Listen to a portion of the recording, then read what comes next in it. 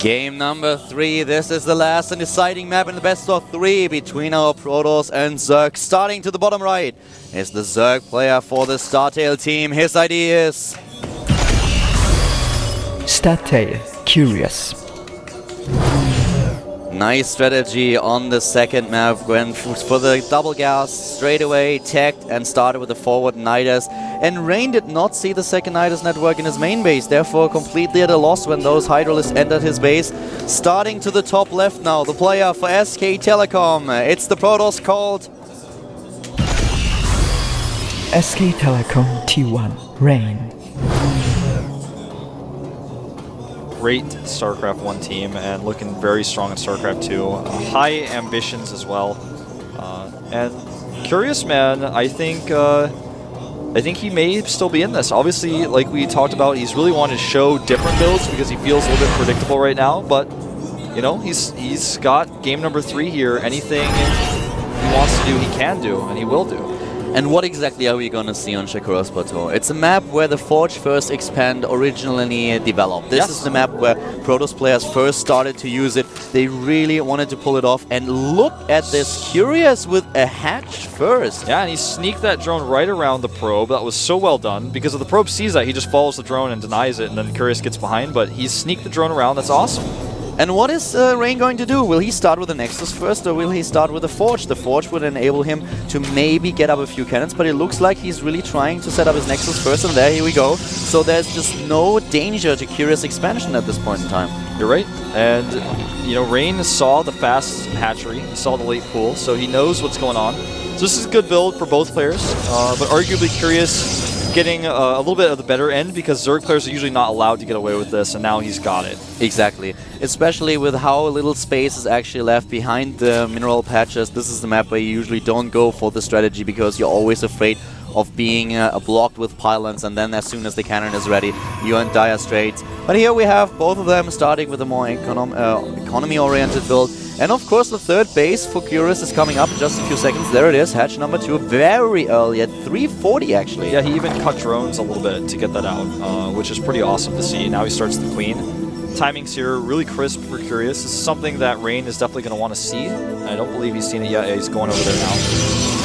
And now the scouting information, of course, also important. With a build like this, you really want to have your information as fast as possible. You need to know what's going on here. And Curious is already establishing 2 overlords in the vicinity of his opponent's main base. He's currently sending one over to his naturalist, sending the other one over to the main base. And what exactly are we going to see from Curious? What is his follow-up going to be? Shakura's Plateau, a map that hasn't been played in quite a while. WCS Korea is one of the few tournaments where the Koreans actually play this map.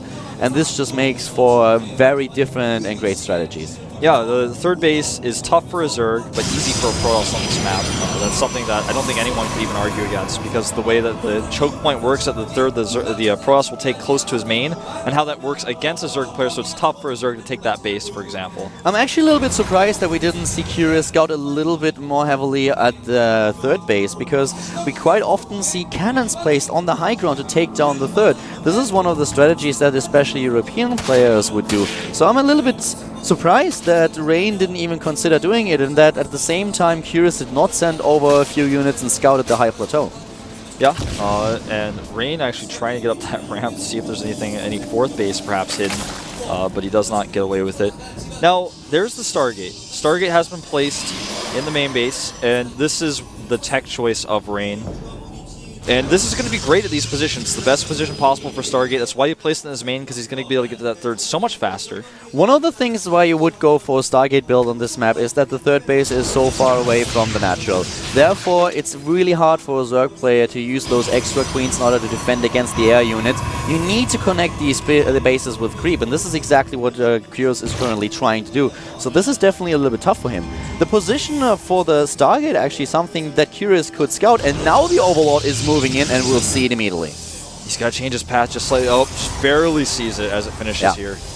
He knows that there's a Stargate play, and Rain is not going for any kind of Void Ray shenanigans. No, he's going straight for those Phoenixes. And this is a problem because the Overlord knows, but he doesn't know the Overlord knows, so he's already started the Phoenix. Overlord saw the Phoenix, so this is no longer a hide and get away with a big Phoenix play anymore. Exactly. He can't do that now. It allows Curious to just prepare for this. Curious is now in a position where he can make sure that he has additional Queens, that he might even have a few Spore Crawlers available at his third base, at his natural. And here comes the Stalker, a little bit of pressure by Rain. He wants to be aggressive here. And of course now, intercepting the Stalker, trying to close this around. So close here. I think he will get it. Where's the Stalker going to run now? Oh, wow. He barely gets away for now, but this is actually taxing both of them a little bit and multitasking. They both gave up there.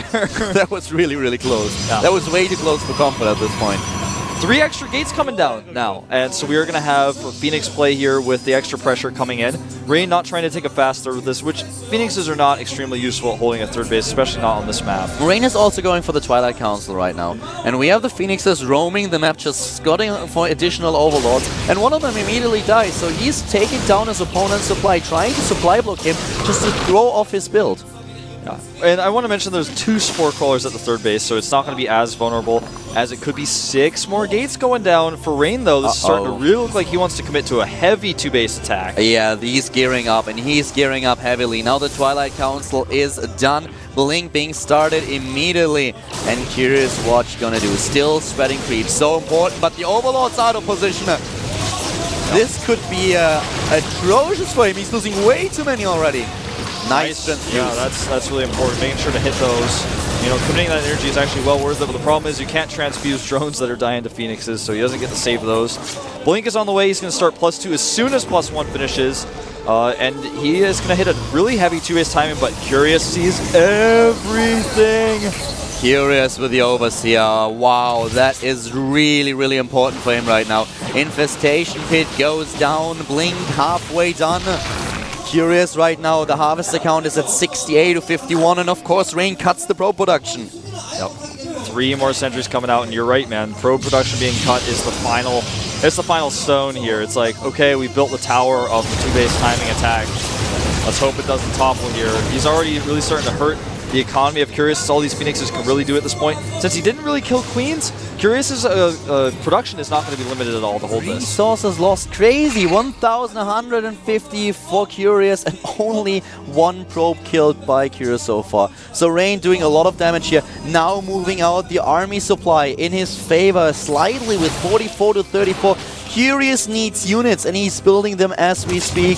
He has the lava available, and he's making sure that he is getting as many units as possible, and he will need them. He gets both Queens, including the Transfusion Queen was taken out first. Stalkers have Blink here already. +2 is not quite done, but this is still a great timing for Rain. This is a really good timing. Look at all these Overlords out of position. He might be supply blocked. That would be horrible for him. Infestor's not done. Pathogen Glance on the way. He's waiting for additional roaches. Tough spot. Supply blocked now as we speak. This is starting to look really bad for Curious, man. That Spore Crawler not going to be of too much use. His third base is so exposed, but Rain doesn't want that. He actually just wants to take out every unit that spawns. He wants to get the snowball effect. Force fields here are good to trap units, but the sentries are still being taken out. This is really crucial, and all of his Phoenix dying to a Spore Crawler as well. Exactly, the sentries are at the front, and every single one of them is actually dying. He doesn't have any sentries anymore, and Curious is still 30 supply ahead. With a little bit of better unit control, I think Rain would have gotten such a good trade here. He still has a lot of army, a lot of Stalkers, but these sentries were important. And now is Curious able to defend against this? It's going to be pretty tough. He wants to get the pylons. The Infestors are on the way now. This is the crucial part of holding this. I think he wants to blink into the main. He's got vision with the Phoenixes. He's got the second pylon there. If he fights the main off creep, that would be a problem for Curious. He's going to take out the macro hatch, and then I think he may just blink in. But here comes the Infestors. Even so, Curious with not a lot of units to support them. What a blink, dodging the fungal here, and here come the drones.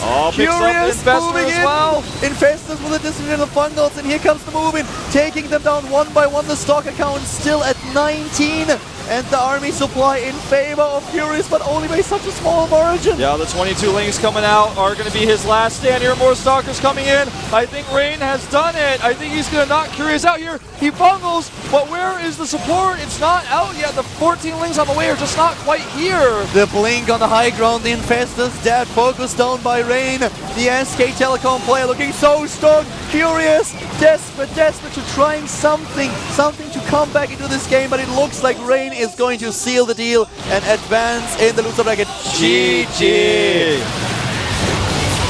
Wow, what a game, man.